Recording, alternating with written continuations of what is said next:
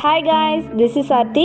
இட்லிக்கு தழும்பு ஊற்றி சாப்பிட்ற மாதிரி ஒரு சூப்பரான தக்காளி தண்ணி சட்னி எப்படி செய்யலான்னு பார்க்கலாம். இது கொங்கு மண்டலத்தில் ரொம்பவே ஃபேமஸ், ரொம்ப டேஸ்ட்டாகவும் இருக்கும். வாங்க எப்படி செய்யலான்னு பார்க்கலாம்.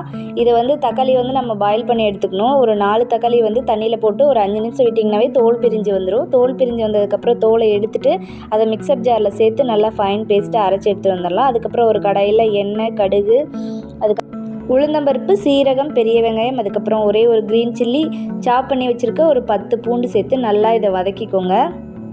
வதக்கிட்டு அரைச்சி வச்சுருக்க தக்காளி பியூரி ஆட் பண்ணி இது கூடவே கொஞ்சம் நிறையாவே தண்ணி ஆட் பண்ணி மஞ்சத்தூள், மிளகாய்த்தூள், கொஞ்சமாக சிக்கன் பவுடர், கொஞ்சம் கறி மசாலா ஆட் பண்ணிவிட்டு கொஞ்சம் உப்பு சேர்த்து இதை நல்லா வதக்கி விடுங்க. நல்லா மூடி வச்சு ஒரு 10 நிமிஷம் ஹை ஃப்ளேமில் வச்சு நல்லா கொதிக்க விடுங்க. எண்ணெய் பிரிஞ்சு வந்ததும் இதை கருவேப்பிலை, கொத்தமல்லி தூவி இறக்குனீங்கன்னா ஒரு சூப்பரான தக்காளி தண்ணி சட்னி ரெடி. மறக்காமல் வீட்டில் செஞ்சு பார்த்துட்டு எப்படி இருக்குன்னு சொல்லுங்கள். மறக்காமல் வீடியோவை சப்ஸ்கிரைப் பண்ணிக்கோங்க. தேங்க்யூ.